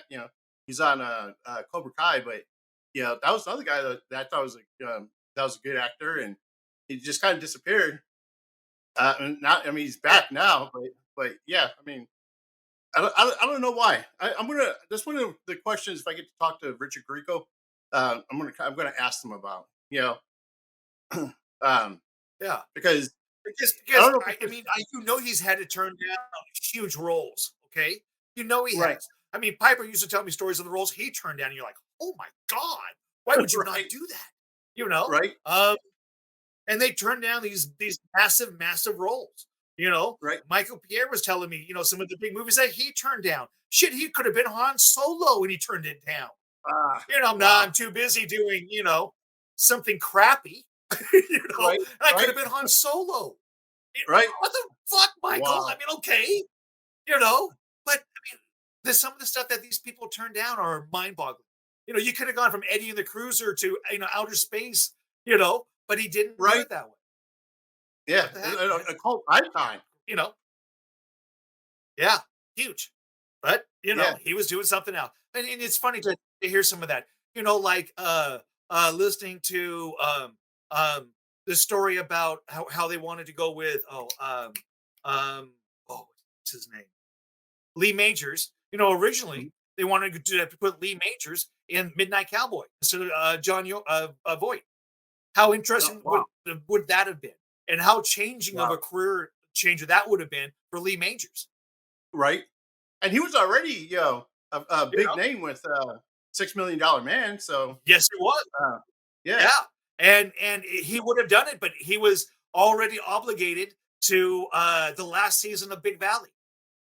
Oh, wow. Otherwise, he would have been the Midnight Cowboy, and that would have changed hugely his direction. Right. He turned down like Jim Garner turning down the lead role in with the Escape movie with Steve McQueen, The Great Escape. Okay. It Yeah. was supposed to be Jim Garner on that motorcycle jumping the what is it, the fence than Steve McQueen. And how different would have that have been if he would have got that role and McQueen would have played his role in it? Just Wow. it's just different. Right. Right. Wow. Yeah. Yeah. So you never know. Yeah. It's just it's odd to think, some of the roles these guys could have played, and and I mean, I'm sure that they have the reasons at the time that sounded good. But I wonder if they No, mostly it's bad managers. Managers saying, "Oh, you don't want to do this movie. This movie only for $10 million, and you can do a good right, role in this little movie that's 5 million." Or and they listen to these right, managers, and honestly, these guys probably don't know what they are. I've had five right, and fired them all. I've had over 10 agents, and I had they don't do anything except right. You know what? And take my that's a good point too, because off of I projects mean, that I put together. right? That's a good point though, What because was that? that's a good point because when Lucas was doing Star Wars, nobody expected it to be as big as it was. They thought that was going to actually be No. a box office flop. They thought it was going to, just be horrible. I don't even think they thought it was even going to Well, make it to the box did you? office. Okay, here's the greatest story, man. Right? Is Right, Lucas going uh, Steven Spielberg? He right, literally takes a plane and flies to like Nevada, where he's filming um, Third Encounters. Right? right. Yeah. Third Encounters. Right? What was it? Oh, I can't think of it, but it's yeah. Third Encounters of Exactly. the Last Kind. Right? You Yeah, ever heard of that yeah, movie? yes, Okay, so here's Lucas goes to Steven Spielberg and says, "Hey, this movie's going to blow up, and I'm never going to be right, able to get a job again." Okay, right, so and he asked me, he goes, "I'll give you 5% of Star Wars if you mhm, give me 3% of Close Encounters of the Third Kind, because if I right, don't have the 3%, I won't have any leverage for anything coming next, because I'm going to be completely bankrupt after Star Wars come out." right, And he right. really believed that. I mean, Yeah, he prepared everybody around him. The studio kind of, if you notice the last couple of weeks, they don't even talk about Star Wars in the media. The ad that right, comes out of the newspaper is so small that if you didn't know it was there, you never would right, have found it. How right. anybody even heard of Star Wars? I mean, I remember waiting in line as a kid, opening weekend, man. See it, okay? Yeah, That's how old I am. And right, I remember sitting in the theater and going, and my mind being blown and leaving there. And there, you know what I wanted to do? Is get what? back in line and do it again. Oh my God, it was the greatest movie I ever saw at that time. Right, You right, know, it was mind boggling. It was a whole new world, and it was right, brilliantly done with a great storyline to it. And like Spielberg says, hey, you know what? I to this day, I still get a royalty check every 90 days for Star Wars. He goes, and right, I can't tell you the time. He right. got a royalty check for Close Encounters of the Third Kind. Wow. So you see, you don't know. Right. And If you it's work weird because hard and if you believe, and yeah, and with Star Wars, I mean, it's like yeah, every year they're putting something out, yeah, and they're still doing it. So, and it well, cool, constantly gets bigger. Yeah. Oh yeah. Yep. They're constantly doing it. Um, and I guess, for me, it leads back to this play where I get to man. Right, combine my music, and it's a great storyline. We call it The Ranger. It's a story about this guy who leaves who this saloon gets robbed. These guys kill a couple of people. This ranger chased these people to this town, right. goes in this town and has a major shootout with Oh, wow. ends up dying in the shootout. So that's it. Actually starts off. This is how it starts off. The first 7 minutes of the play is this, and Tony Taylor, being this character, tells you the story of the ranger, and Right. really the bar is in purgatory, Oh, and wow. the ranger's coming to get his wife. So it's Right. there's a lot of really I think it's the best writing I've ever done. Oh, wow. And I think it's combining both of my loves. Right. So and working with my very good friend Tony on a project that we can do every weekend for really the rest of my life. I would love to see that play. Yeah, and it's a like I said, we'll we will be putting it together this year. I go to Nashville to film the songs. So we Okay. have AOK Studio. out of Nashville, Tennessee, that'll be doing the songs for us. We Okay. have, like I said, Tony Taylor will be involved in it. Mhm. It'll be in local theaters, in the smallest, nicest theaters we can get it into. Right. Just because I'd rather do more shows and meet more people and get the story out because I think it's a very interesting play. Cool. I don't think it's ever been done like this before, and Right. and in a couple of years, if it's on Broadway, I wouldn't be starring in it, but it would have a good run.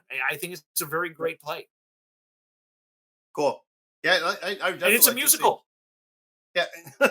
Yeah. Oh, you will. I make sure you get. I'll make sure you get a link as soon as we get done with it. Awesome. And Yeah, it's. definitely. I like being kind of controversial type of a person and doing something that hasn't Right. been done in a long time. And like I Right. said, there's 10 songs in this play, so there's a lot of music in it. Like I said, all produced out of AOK out of Nashville, so it's going to be pretty interesting. I let you listen to the title song, "The Ranger." What did you think of it? Yeah, I liked it. I thought it was pretty good. And then it's the other thing too is, I don't know if it's your type of music. I mean, I listen to all types of music. You know what I mean? I don't Okay, have like one specific, style of music that I listen to. So, me too. yeah. You So, know, and so I'm much like cool. And when you're doing like film, you know, uh, and like the music for like what you're doing for Broadway, I mean, the music is going to vary. You know what I mean? So, as yes.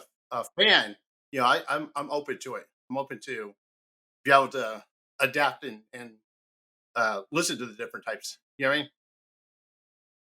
Yeah. So let me ask you And this. this some of this should be pretty good. I'm excited to see what happens with it because it's like I said, a friend of mine wrote a play. Uh-huh. I did this play called Kiss Me, and Uh-huh. it's I was actually in a over a decade a retirement of film Right. before I came back out and did I don't know 18 films since then. And I did this play, and Ben Rock, the guy who created what is it, the Blair Witch Project, the original one. Right. Right. He's a friend of mine, and he contacted me and said, "Hey, do you want to meet the writer of the play that you're in?" And I thought, Oh, "What?" I thought it was some old dude from the '50s, but no, he's my age, living in Sacramento. oh So wow. Wow. I get hold of this guy, and Uh-huh. he was telling me about um, he's a former screenwriter that really Okay. has only sold like 1 or 2 plays to Hollywood, and he was starving at the time. Right. And he did this play, and the play is brilliantly done, and, they did it at the, Mansion Chinese Theater for a week because you have to run a play for so many days to get it qualified to be an Oh, official play, basically. okay. So you can get a license on it, and then you can turn it into selling the copyright of it every year. Right. So Oh wow. I'm doing this play, and I'm playing this lead character, and I'm talking to the writer, and he was telling me, um, that year alone, his play was going to be 106 productions of his play all over the United States, and one in the UK was Wow. happening that year just for this play. Wow. That he's continually made more money selling that play to local theaters than he's ever made on anything he's ever done. He goes, and because of Wow. that, he actually is in LA and he still has a life and being able to pay his mortgage and Wow. chase people around and do crazy shit. So, Right. I think it's great for him. You know? Wow. That's cool. So Yeah. you don't know, and that's what got me thinking. And when I did the play, the Mhm. place that I did it for, the community theater, say, we specialize in music theater, so don't be surprised if nobody shows up, and don't take it personal, and blah blah blah. Well, Right. we only had like on an average 2 to 3 seats in this whole place, and they were all behind poles that you couldn't watch the play from anyways. Oh So I wow. mean, we were doing the most sales in this theater that they've ever done in a regular drama. So, Oh wow. it got me thinking about doing a play in all of these, and there's 9,000 community theaters in America right now, and Wow. they book shows, and they have a great thing called ticket holders, you know, Right. who literally will buy 80% of their shows before it goes out to the public.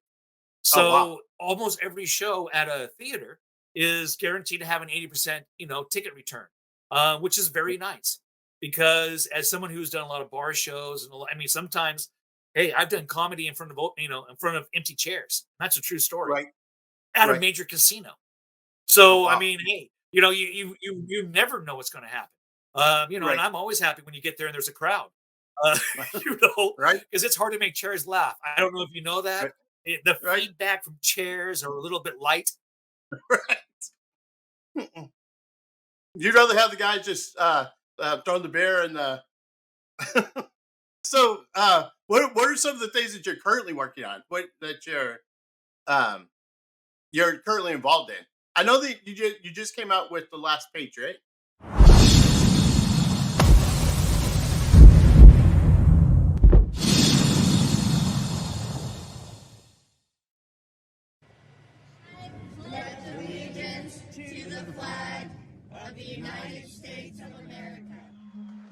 We're going to walk down Pennsylvania Avenue. I love Pennsylvania Avenue. And we're going to the Capitol. We're going to try and give them the kind of pride and boldness that they need to take back our country. You guys aren't gonna do nothing, bro. This turns out bad. You go in the hole. We are taking the Capitol.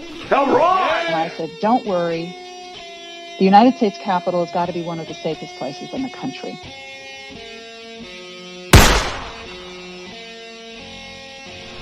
They're gonna hunt us down like animals. We killed a federal agent. Something not right about that guy. That guy was definitely dropped as a baby. What's your name, boy? What's your name? What's your...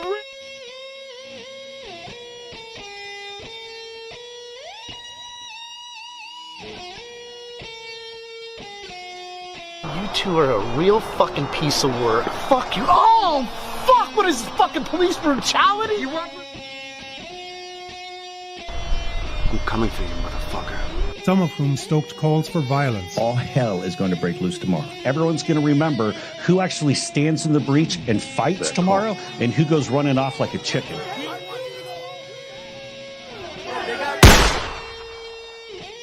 Pence is going to have to come through for us. And if he doesn't, that will be a sad day for our country. If they don't uphold the Constitution, then we will remove them from office one way or another.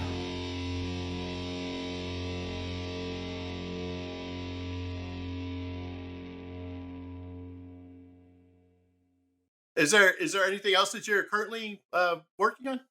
Oh yeah, oh yeah. Last Patriot is out.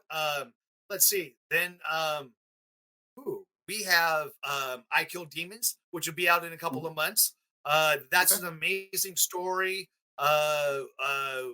with amazing actors. We flew in from back east. It's about a tribe of demon killers who goes Oh, around wow. and hunt demons. And the lead character and his girl are having issues. She ends up cheating on the lead character with his brother. So that Oh, wow. that kind of causes some issues. Right. So I can and imagine they're why. all and they're all uh, oh yeah, and this is like they're all of their 10th and 12th lives together. So they know Wow. each other and they know all of their secrets. So it's kind of a Right. brutal movie. Also the comic strip Wow. where based on a true story. Like I said, I used to do stand-up comedy. Something that used to happen there a lot in stand-up is people stealing your jokes. Okay, it Wow. happens all the time. Right. A story of mine is we get done doing jokes. I get done doing an act. I'm sitting at a bar. I order my drink, and I'm talking to the bartender. We look up at the Tonight Show, and I see two of my jokes that I just told. I Wow. just told 10 minutes ago on the stage. And the guy looks at Oh. me and go, "Oh, did you take those jokes from this guy?" Right. And the really bad thing is one of my managers 3 weeks Right. ago before this moment sent the guy Right. to me to steal those jokes. Ah. Wow. That's yeah. He was doing the Wow. Tonight Show. We were all celebrating, man, and I'm doing a show in a small town called Oak Harbor. And we're doing Right. this show, and it's a packed house. and he's my special guest. He's just going to come up and do like 5 minutes, right? And Right. I was telling him his name. His name is Derek Cameron. You can look him up. He's a professional comic. He's done the Tonight Show several times. He was working with this lady, Pat Anderson, as far as, and she was my booker. All of a sudden, we're at this bar together, and he's like patting me on the back, saying, "Oh man, some of your jokes are really, really good. I really love this joke. I thought, man, and if you do it this way, well, yeah, if I did it that way, maybe I could have been on the Tonight Show 3 weeks later, but I wasn't. I was in a little bar to 9 fucking people, hoping I get paid at the friggin' night while he was doing the Tonight Show and sitting next to Jay Leno. And they're talking about how funny my jokes were. Hey, thanks, Derek, you douchebag. But that's okay. I hope he falls down a mountain and dies. But that's then. Wow, that's crazy. Yeah. So I mean, it happens. So the comic strip comes out of that experience. So it starts off at this comedy contest, right? Right. And it's a 5-night contest. And this guy, Barry Raz, has lost every night. So the comics are giving him a hard time. They tell Barry Raz, hey, you couldn't win with our best jokes. So what does Barry Raz goes out and do? Goes out and does their best joke. Ends up with a Comedy Central special. Ends up with a sitcom deal. Ends up, 17 movies, millions and millions of dollars. Okay. 25 years later, he's broke, for a drug addict, living not on the streets, but close to it. His girlfriend's a prostitute. And his manager, the story gets out, it's in all these papers. And so his manager, with this bright idea, trying to give the guy one more payday, has decided we're going to do that contest one more time and let America decide who was the funniest. Wow. That's a good so that's the premise of the movie. Yeah. That's a great premise for a movie. So T.C. Morgan, a professional comic, writes all the jokes for this. It is funny. Cool. It is serious. It's brutally honest in a lot of ways. How comics hook up with strippers and prostitutes and waitresses because it's who around. It's who around at 2:00 in the morning. Right. And it's a real it's a rough look at stardom that I saw through like the people with Roddy Piper when I was working with him. Right. And how brutal fame is, because fame is a double-edged sword. And it does cut people up pretty good. I can't tell you the times how people would sit there and tell Roddy Piper how much they loved They Live, but also at the same breath cut him up over a movie he did called Frogtown. You ever seen it? No, I haven't seen it. Frogtown? That's right. You know why? Because it's fucking horrible. Frogtown, okay? It's horrible. He's fighting frogs in this movie. But the check cleared, and that's what he was there for. Okay. Wow. You know what? Now I'm going to go look it up just to see You should. It's really good. Frogtown is, look it up. It's a train wreck, Wow. But what the hell? We all make train wrecks. It's just part of being in this business. And it's you go from movie to movie, man. And it takes so many people to make a movie actually happen. Right. And at so many different levels, a movie can go from being excellent to being crap. A score can ruin a movie. An actress who's in enough of the scenes can wreck a movie. An actor who is not doing their stuff, man. And you can see this not paying attention to what's going on.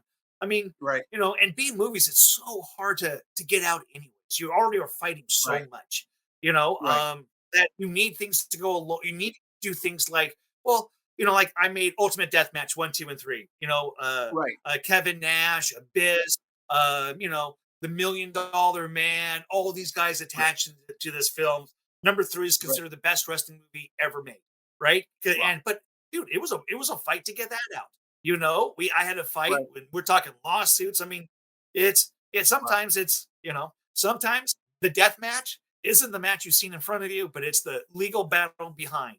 Yeah, right. And I was going to ask you about those the deathmatch movies. I saw that you had 3 of them out. What's kind of the premise of those? What,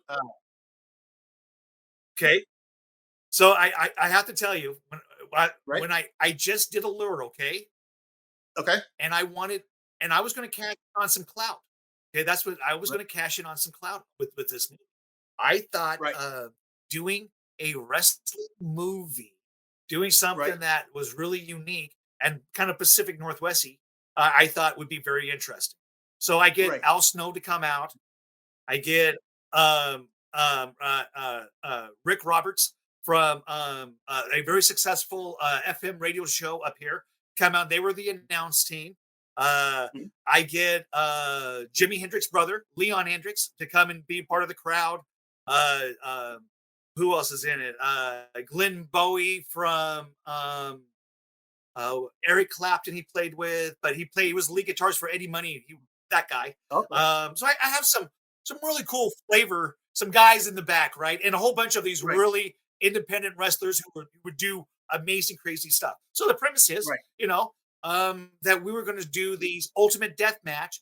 And at the end, to prove to the world that wrestling wasn't fake, the last match was to the death. Oh, wow. Okay. So that's the premise of it. So we did the first one and I get shelled. The critics hate it. They hate me. They didn't understand it. I mean, my worst press ever, has came out on the very first Ultimate Deathmatch film. But by the time Ultimate Deathmatch, the first one came out, I was already done shooting the third one. Oh, wow. So I already knew, so, but it made everybody freak out, okay? But I spent $500 on Ultimate Deathmatch #1, and it's to this day, it's over $500,000. I spent that. I spent $500 to make that movie. It's grossed over $500,000 right now. That movie by itself. Okay. #2, we do it in Louisville, Kentucky. Okay, at the WWE at the time, or E wasn't F. Right. Maybe it was still F. But anyways, that was where Brock Lesnar came from. That's where all these amazing talents come from. That's their training. So I shot it there, right? So here we are. I put a thing in the Louisville newspaper saying, hey, come and be in this wrestling movie with Shawn Cain and Kevin Nash, Raven, Sandman, all these guys. We get the next day, I'm pulling into this area in Louisville, Kentucky, where the ring is set up. And here's all these people. I mean, all the way. I mean, this is a huge complex. And it's all the way out to the main road where you're driving down the road and then you make a left to turn in to the complex. That's where the line was. I mean, there had to be, I don't know, 10,000 people in line there, because it stretched for literally, it looked like 1.5 miles, maybe 2 miles in line of these people waiting to get in to be part of this movie. Free tickets, right? Free. Come on down, be a part of this movie, But when we got out there were so many people that it was riotous. It really was. Wow. So when you see the beginning of Ultimate Deathmatch number 2 in Louisville, Kentucky, with some of the best wrestlers in the world at the time, it's a love story. It has Jimmy Valiant in it. It has Kevin Nash. I take my actor friend Chuck Williams with me from Allure. He's playing Doc. We're doing these. And we have Al Snow. We got Brutus the Barber Beefcake.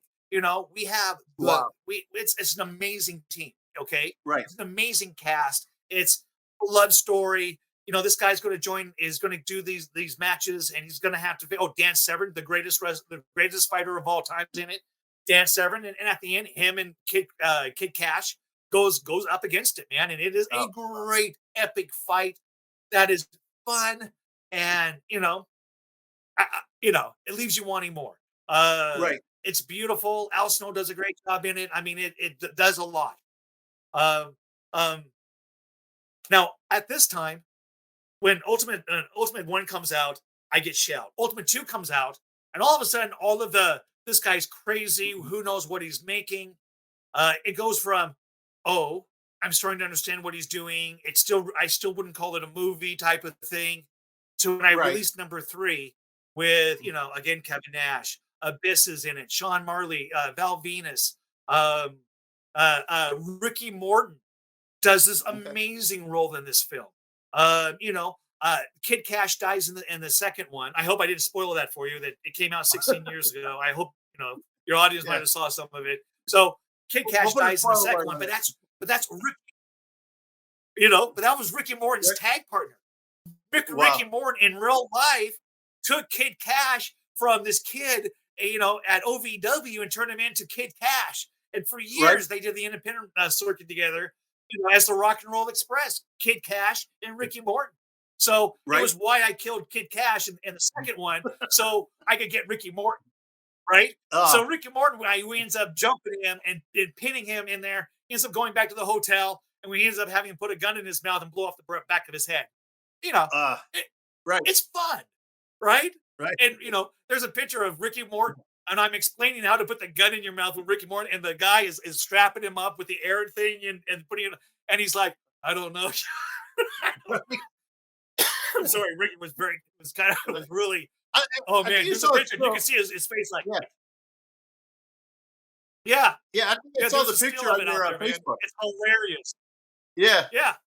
Yeah, it's hilarious because he looks terrified. He would go up against the Road Warriors, but he's terrified to put the gun in his mouth. Honest to God, But okay, Ricky. So, we that was fun, and cool. Raven comes to his hotel room. They kick out. I mean, everything is in that movie. The guys all do a great job. Abyss and the franchise Shane Douglas ends up in the final match. You have Larry Zbyszko on one side.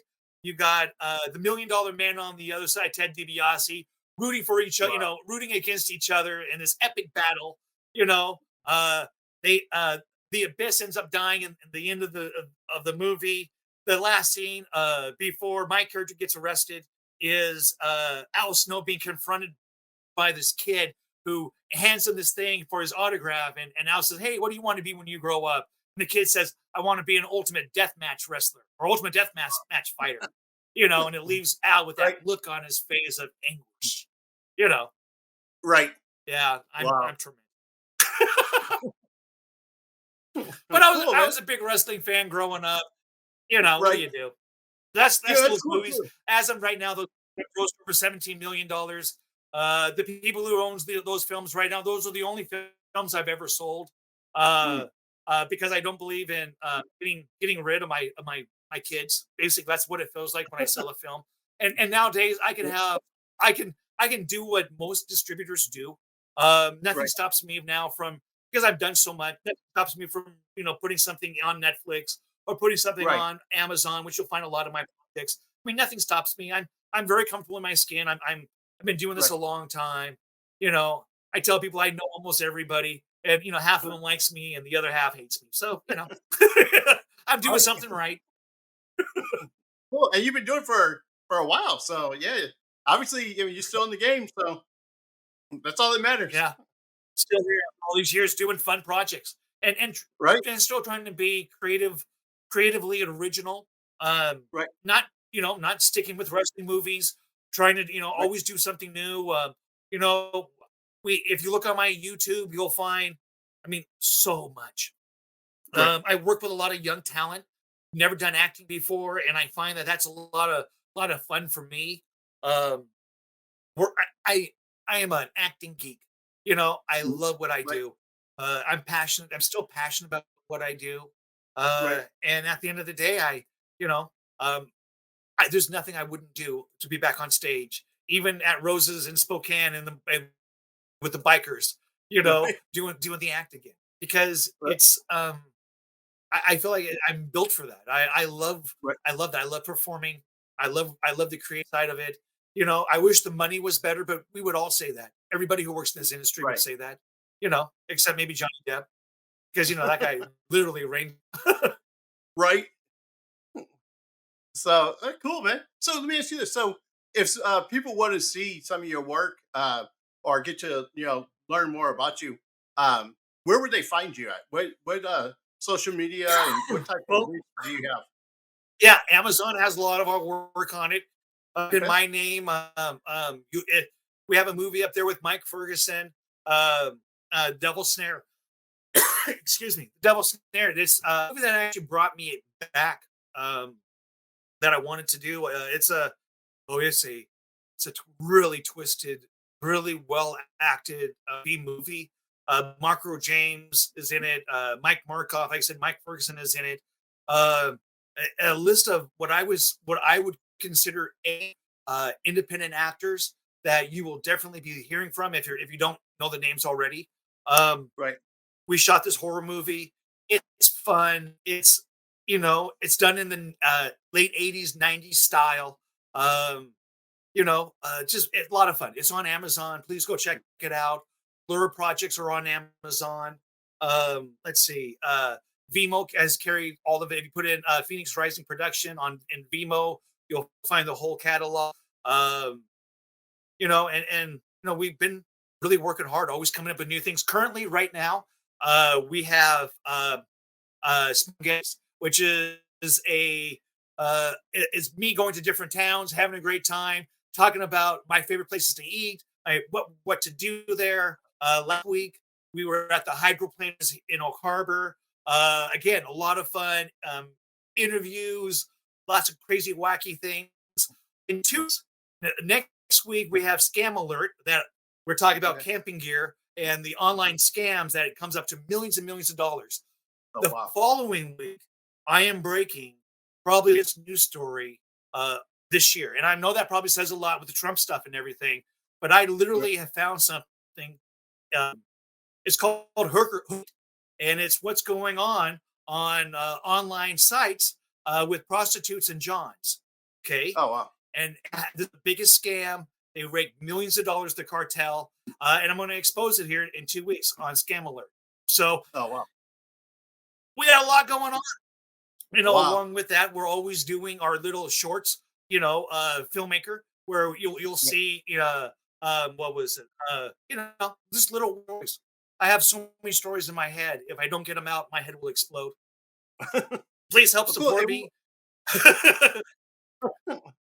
But yeah, we'll make sure we put the links at the bottom of the interview so people can go and check some of the stuff out and kind of follow all the stuff that you have going on. So send me a friend request. I'm on Facebook.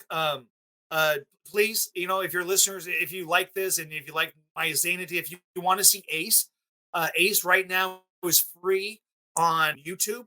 Allure 2 and 3. Blood Ties and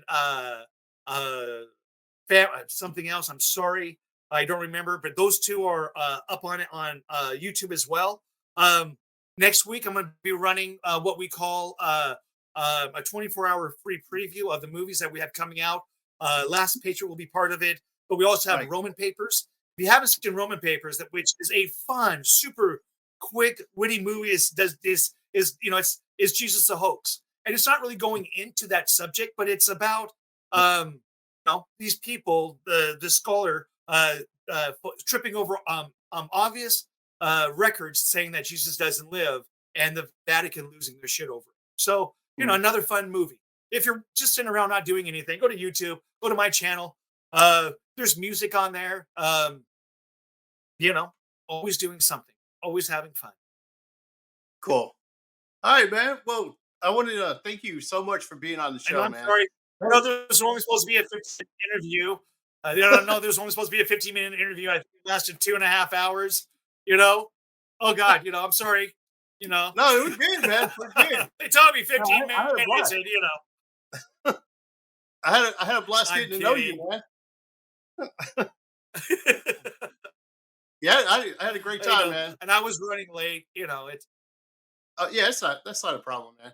No, I'm glad you came on because it was fun getting to know you and learn about all the stuff that you got going on. A lot of the stuff I didn't know, and a lot of really interesting stories too that you got. So yeah, I'm really glad that you made it out and you were on my show today, man.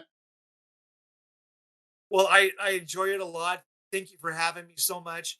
If you ever want me back, I got so many stories. We didn't even get to the transvestite story with Doug Stanhope, or the time that me and Dwayne Cook ran out of money because we drank it all up the night before, and we're at the Circle K having to do our act basically for gas money, get to Eugene, Oregon for the next show.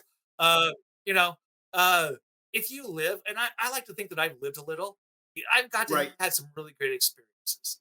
And I've got to work with some really amazing people, and a lot of them are not here anymore. Like Piper, who who took a huge chance with me.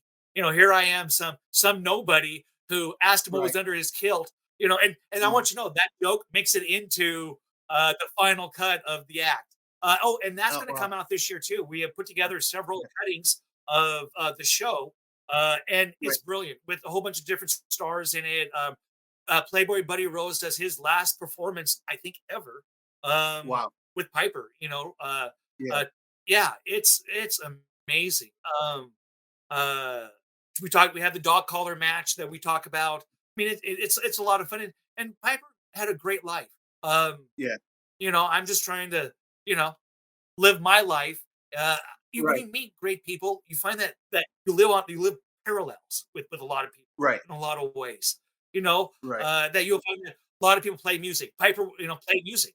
Mm. Boxer. I was a boxer. You have a lot of these similarities. Right. And it's kind of crazy that when you meet these people that all of a sudden that they're not really, it's not really Roddy Piper. It's actually Rod, and Rod is Right. really human, who really Right. likes a lot of cream cheese and salmon on his bagel.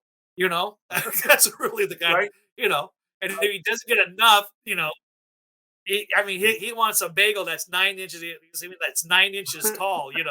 He wants cream Right. cheese running down his beard when he's in it. That's Right. him. Right. But those are what you learn from these people. You know, Right. and the interesting journey, because it is a journey that you take Right. with people, and it's always fun, man. Like being on your show today has been a great experience, and thank you so much for having me. It's been wonderful. I'd love to do it again anytime you need me. I'll put my Yeah, cape man, on and I'm definitely.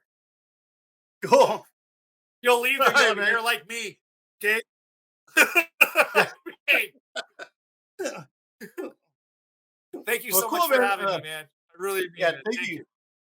Yeah, thank you so much for being on. So, all right, all right, guys. Thank you guys so much for watching today. I mean, it was a blast having meeting Sean for the first time and getting to hear his stories, man. It's, like I said, I live a blessed and just a this journey that I've been on has just been amazing just to meet some of the people I've gotten to meet. So, uh, this was a lot of fun to do. So, so thank you guys for joining us. Remember, until next time, you're uniquely designed with the purpose, and always keep moving forward. Peace.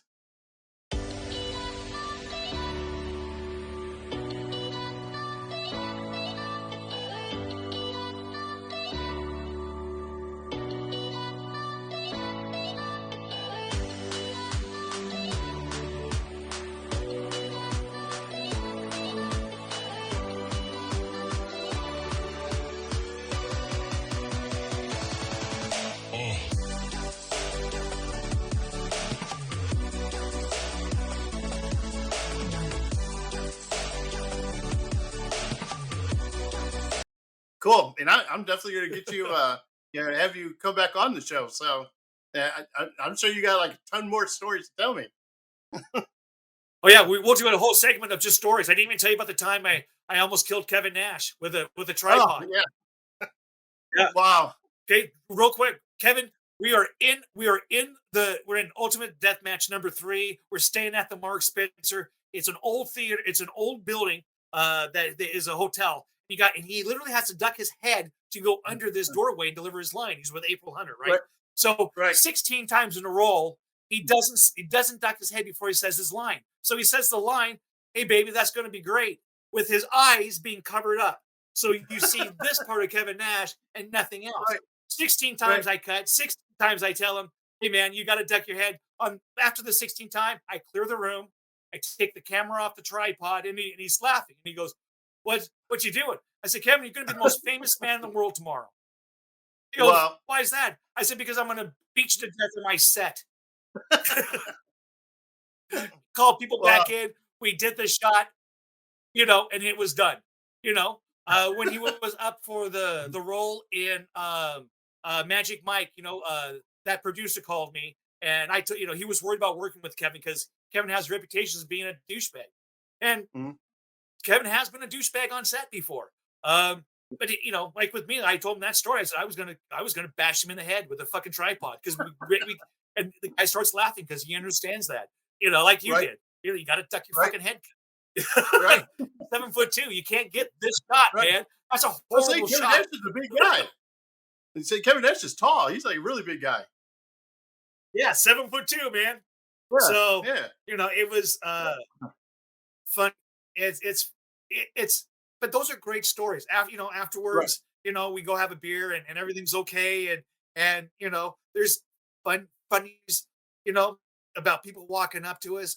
We're having dinner and a guy literally spills his whole bowl of soup looking at Kevin, and like he's spitting out of it, and then he looks up and he just dumps himself full of soup right down his chest and doesn't even react. And looks at Kevin and goes, "You're big sexy," or something like that.